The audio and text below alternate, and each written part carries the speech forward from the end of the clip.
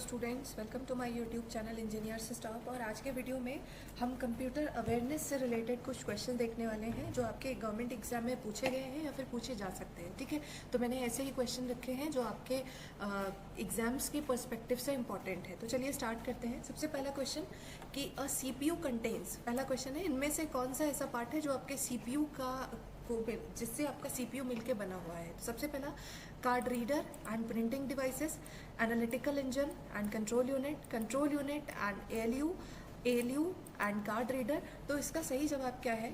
Third option कि आपका जो CPU होता है वो दो चीज़ों से मिलके बना होता है, control unit and arithmetic logical unit. ठीक है, तो अब एक क्वेश्चन बन सकता है कि आपका ALU किन दो यूनिट से बना है। ठीक है, तो जैसा कि ALU का फुल फॉर्म होता है अर्थमेटिक एंड लॉजिक यूनिट, तो आप इसको दो पार्ट में डिवाइड कर सकते हैं, अर्थमेटिक यूनिट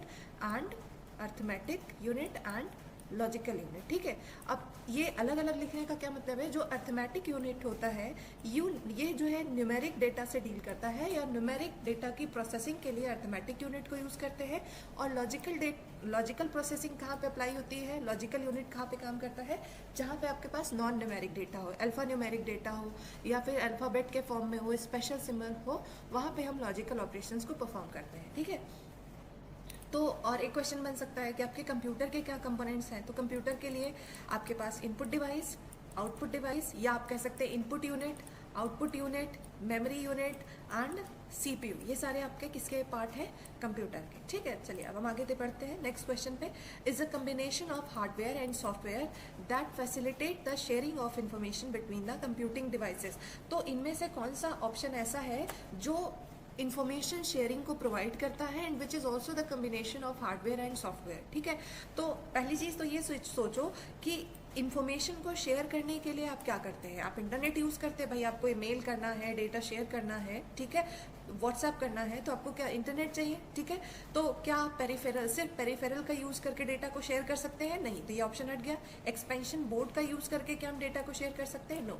डिजिटल डिवाइस का यूज़ करके क्या हम डेटा को शेयर कर सकते हैं? नहीं। हमें अगर डेटा को शेयर करना है और जिसका फीचर ये है कि that is combination of hardware and software both, तो इसका आंसर क्या होगा? That is your network is combination of hardware and software that facilitates the sharing of information between the computer devices. Fine. Okay, next question देखते हैं। Which of the following statement is true? तो पहला question, first option is कि mini computer works faster than the micro computer work faster than the mini computer, speed of both the computer is same, speed of both these computer cannot be compared with the speed of advanced। तो सबसे पहले आप ये जानिए कि आपके पास computer की categories क्या है। आपके पास, आप देखो, कंप्यूटर को जब डिवाइड करते हैं या कैटेगराइज करते हैं तो तीन बेसिस पे करते हैं। एक होता है फंक्शनैलिटी के बेसिस पे, आप कंप्यूटर को कितने पार्ट में डिवाइड करते हैं। अगर फंक्शनैलिटी की बात करें तो आपके पास तीन कंप्यूटर है। एनालॉग कंप्यूटर, ठीक है, जो आपके एनालॉग सिग्नल्स पे काम करता है, डिजिटल कंप्यूटर जो आपके डिजिटल डेटा या डिजिटल सिग्नल्स पे काम करता है, और एनालॉग और डिजिटल के कम्बिनेशन से जो आप कंप्यूटर बनाते हैं that is hybrid computer. Fine, तो एक पार्ट तो ये हो गया कि आपका कंप्यूटर को फंक्शनैलिटी के बेसिस पे आपने तीन तरीके से डिवाइड किया, एनालॉग, डिजिटल एंड हाइब्रिड। दूसरा, साइज के बेसिस पे हम कैटेगराइजेशन करते हैं। फाइन, सबसे बड़ा जो कंप्यूटर और सबसे पावरफुल जो होता है दैट इज सुपर कंप्यूटर। ठीक है, नेक्स्ट आपका आता है main frame computer. Main frame के बाद हम कहते हैं मिनी कंप्यूटर हमारा आया। मिनी कंप्यूटर के बाद आप रख सकते हैं वर्क स्टेशन को, कभी कभी आपको ये मिलेगा, कभी नहीं मिलेगा, तो आपका वर्क स्टेशन हो जाता है। ठीक है, और लास्ट जो आता है माइक्रो कंप्यूटर या जिसे आप पर्सनल कंप्यूटर कहते हैं। ठीक है, अब इनकी जो कंप्यूटेशन पावर है या जो स्पीड है आप इसी सीक्वेंस में देखें। सबसे ज़्यादा फास्टर जो होंगे या जब सबसे अच्छी स्पीड आपको सुपर कंप्यूटर प्रोवाइड करेंगे, उसके बाद जिसकी स्पीड सबसे अच्छी है that is main frame computer. Fine, पूरा नहीं लिखा है लेकिन मैं बोल रही हूँ तो आप समझ ही रहे होंगे। नेक्स्ट आपका मिनी कंप्यूटर है, तो मेन फ्रेम से कम स्पीड मिनी कंप्यूटर की, फिर work station and then micro computer और पर्सनल कंप्यूटर। तो माइक्रो कंप्यूटर आपके कौन है?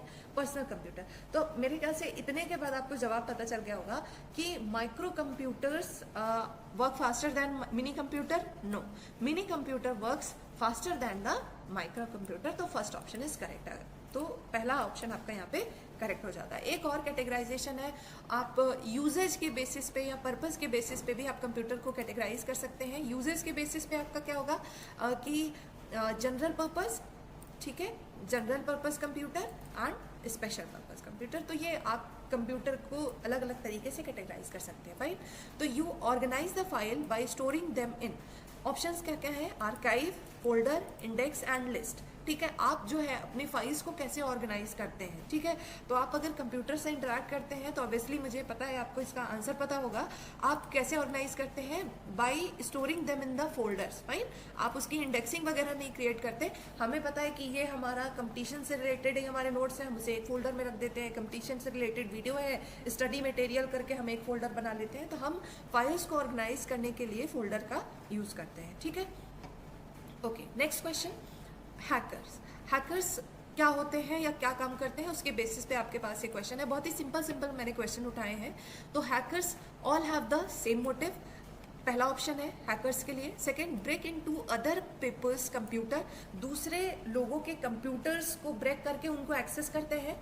मे legally break into computer as long as they do not do any damage and are people who are allergic to computer. तो आखिरी option तो एकदम ही गलत है कि हैकर ऐसे लोग हैं जिन्हें कंप्यूटर से एलर्जी होती है, नहीं, ये तो गलत ही है, ठीक है। तो पहली चीज आप ये जान लीजिए कि आपके पास हैकर्स की 3 कैटेगरी होती है। एक होता है ब्लैक हैट हैकर्स, ठीक है, जो नेगेटिव इंटेंशन से कंप्यूटर को हैक करते हैं या पर्सनल गेन के लिए हैक करते हैं कंप्यूटर्स को, ठीक है। उन्हें हम क्या कहते हैं, black hat hackers.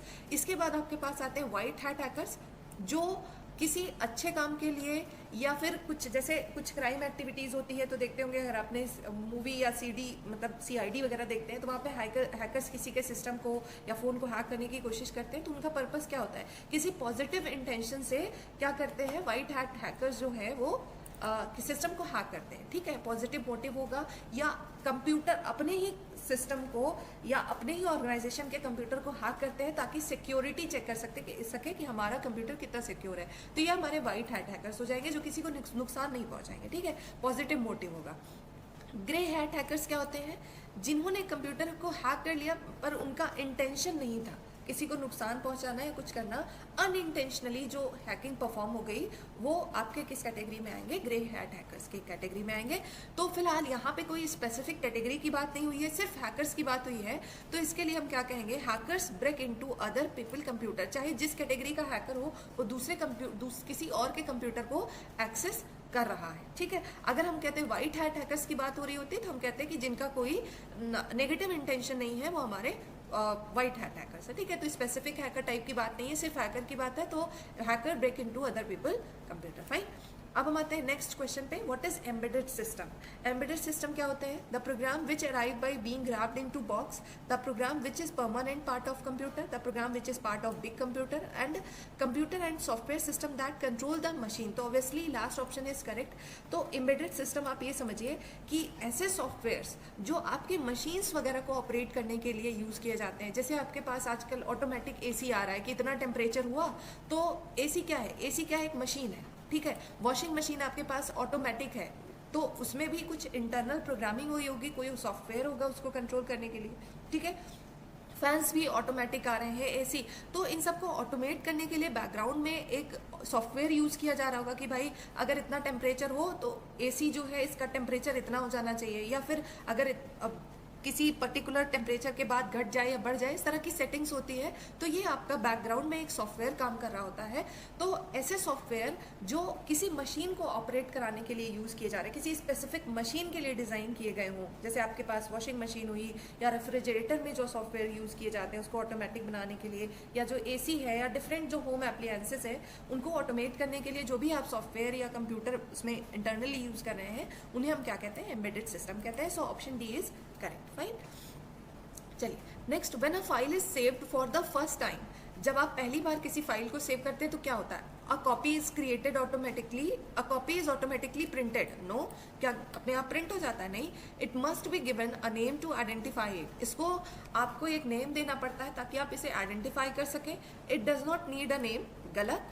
It only needs a name if it is not going to be printed. तो ये तीनों ऑप्शन गलत है, जो ऑप्शन बी है ये करेक्ट है। जब आप पहली बार फाइल को सेव करते हैं तो ऑब्वियसली वो आपसे पूछता है कि आप किस नाम से इसे सेव करना चाह रहे हैं, ठीक है। Next question, this is based on the types of network. तो पहले देखते हैं आपके पास नेटवर्क टाइप्स क्या क्या है। आपके पास 3 तरह के नेटवर्क हैं, कौन कौन से, लैन, ठीक है, and next one is man and last one is when. ठीक है, तो आपके पास 3 तरह के नेटवर्क है। लैन का मतलब होता है लोकल एरिया नेटवर्क, मैन का मतलब होता है मेट्रोपॉलिटन एरिया नेटवर्क एंड वैन का मतलब होता है वाइड एरिया नेटवर्क। ठीक है, तो लैन आपका एक स्मॉल एरिया को कवर करता है, मतलब इसका जो कवरेज होगा वो विद इन अ बिल्डिंग और विद इन ऑर्गेनाइजेशन होगा। और मैन का जो कवरेज होता है वो एक सिटी तक होता है। ठीक है, कि कई सारे लाइन का कनेक्शन या कम्बिनेशन कह सकते हैं, या एक बड़ी सिटी तक का इसका कवरेज होगा मेट्रोपॉलिटन एरिया नेटवर्क का। And wide area network is combination of different man and lands. ठीक है, तो आपका ये वर्ड मतलब आपका जो सबसे बड़ा रीजन या कंप्लीट वर्ड को जो कवर कर सकता है वो आपका वैन है। ठीक है, that's why it is wide area network. तो collection of all LAN and MAN can be under the category of वैन। फाइन, चलिए अब क्वेश्चन देखते हैं। Office LANs which are scattered geographically on large scale can be connected by the use of corporate. तो ये कह रहे हैं कि ऑफिस लैंड्स, जैसे एक ऑफिस है उसमें हमने लैंड यूज किया, उसका एक ब्रांच मुंबई में है, एक दिल्ली में है, एक जो है कोलकाता में है। तो ऑफिस के तो अलग अलग स्टेट में अलग अलग जगह ब्रांच हो सकते हैं। तो अगर आपको उसको आपस में कनेक्ट करना है तो आप उसके लिए क्या यूज करेंगे? कैन यूज करेंगे, लैन यूज करेंगे। लैन तो बिल्कुल नहीं यूज कर सकते। डैन यूज करेंगे नहीं। अभी भी मैंने बताया जो सबसे बड़ा एरिया आपका कवर करता है दैट इज वैन। और विद इन सिटी अगर कहा होता तो हम कहते हैं कि मैन ऑप्शन होना चाहिए। तो इसका जो करेक्ट ऑप्शन है दैट इज वैन।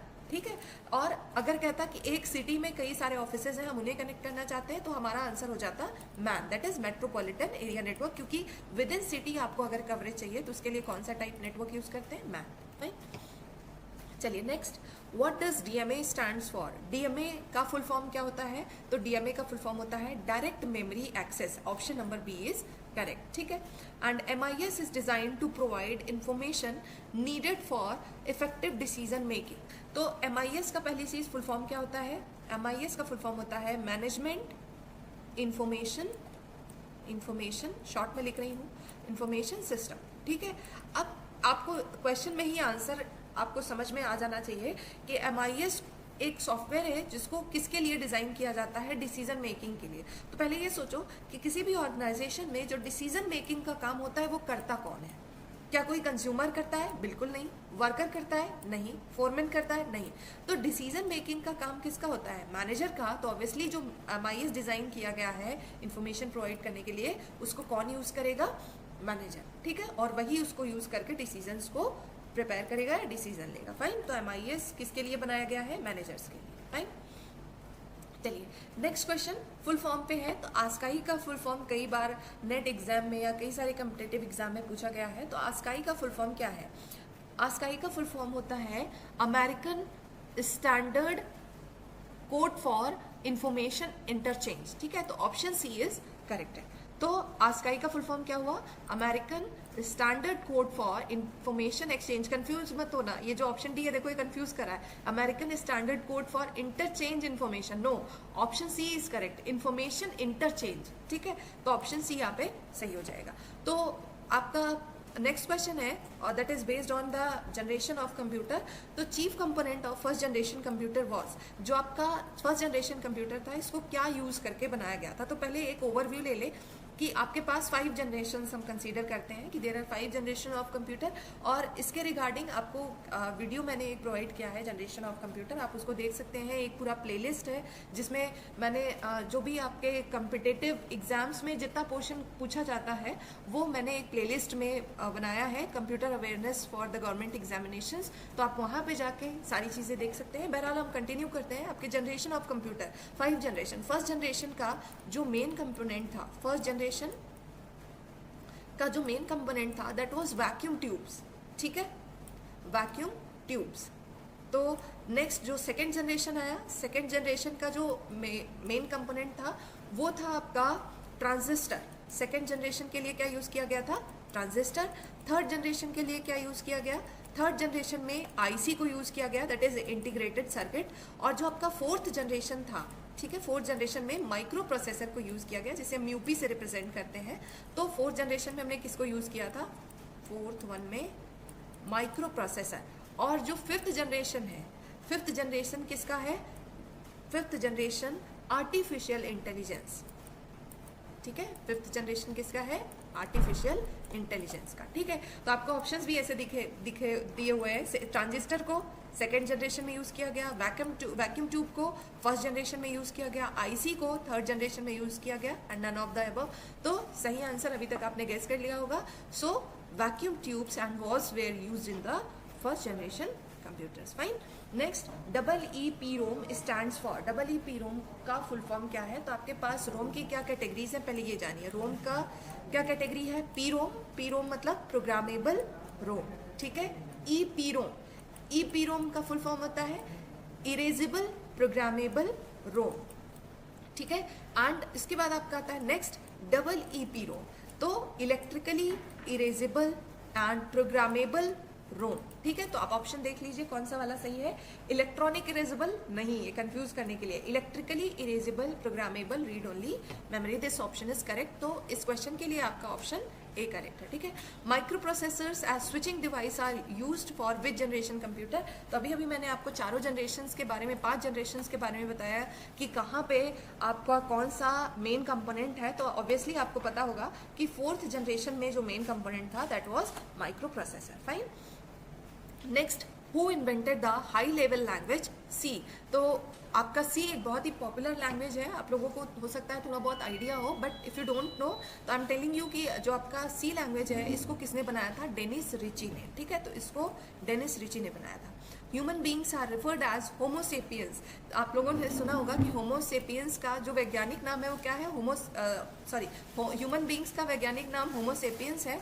तो इस बेसिस पे सिलिकोसेपियंस आप किसे कहेंगे? तो मेरे ख्याल से आपको ऑप्शन समझ में आ गया होगा, कंप्यूटर, ठीक है। क्योंकि इसको बनाने के लिए जो मेन कंपोनेंट यूज किया जाता है सिलिकॉन, तो इसीलिए इसका जो सिलिकोसेपियंस किसे कहा जाएगा? कंप्यूटर को। तो ऑप्शन डी इज करेक्ट, ठीक है। Okay, what is meant by dedicated computers? तो dedicated computers are very similar to special computers, special purpose computer, ठीक। इसको अगर आप थोड़ा सा सिंपल करके देखें तो इससे आप कह सकते हैं स्पेशल पर्पस कंप्यूटर्स, ठीक है। तो मैंने अभी बताया कि यूजेज के बेसिस पे आप कंप्यूटर को general purpose and special purpose की कैटेगरी में डिवाइड कर सकते हैं। और स्पेशल पर्पस कंप्यूटर जो आपके किसी इंडिविजुअल टास्क के लिए जिन्हें बनाया जाता है, ठीक है, तो वो आपके क्या हो जाते हैं? Special purpose computer. तो second option is correct, which is assigned one and only one task, that is your dedicated computer. Fine. तो dedicated computer means you can say it is special purpose computer, special purpose. Fine.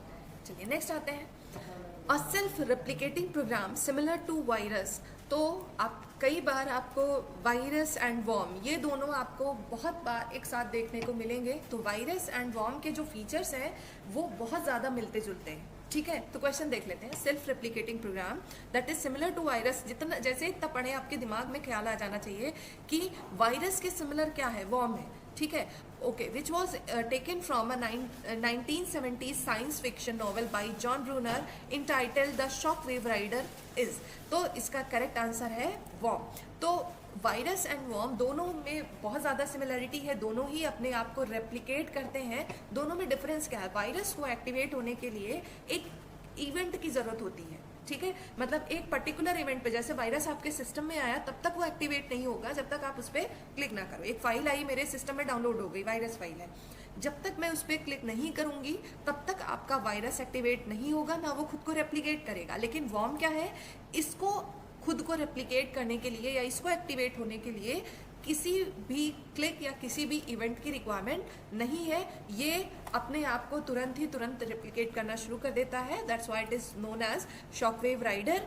तो जो आपके ये worms होते हैं these are more harmful than the virus. Fine. Okay, next question, BIOS stand for. BIOS का full form पूछा गया है, तो इसका फुल फॉर्म क्या है? बेसिक इनपुट आउटपुट सिस्टम, ठीक है। Okay, next, all of the following are example of storage devices except. तो इनमें से आपको ये पहचानना है कि कौन सा है जो स्टोरेज डिवाइस नहीं है। हार्ड डिस्क है, बिल्कुल है। प्रिंटर, क्या प्रिंटर आप स्टोरेज डिवाइस के फॉर्म में यूज करते हैं? नहीं। फ्लॉपी डिस्क आपका यूज किया जाता है, यस, स्टोरेज के लिए। CD ड्राइव को स्टोरेज के लिए यूज करते हैं। तो आपको पूछा गया है कि कौन सा है जो स्टोरेज डिवाइस नहीं है, तो that is your printer. Fine. Last question कि पूछा गया है कि what which one is the science that attempts to produce machines that display the same type of intelligence that humans do? तो ऐसा कौन सा जो आपको ऑप्शन दिए हुए हैं, इनमें से कौन सी ऐसी टेक्नोलॉजी है जो ह्यूमन बिहेवियर को या ह्यूमन इंटेलिजेंस को मिमिक करने की कोशिश करती है या कॉपी करने की कोशिश करती है? तो correct answer is artificial intelligence, और यही आपका 5th जनरेशन का इंपॉर्टेंट कंपोनेंट है या मेन एलिमेंट है।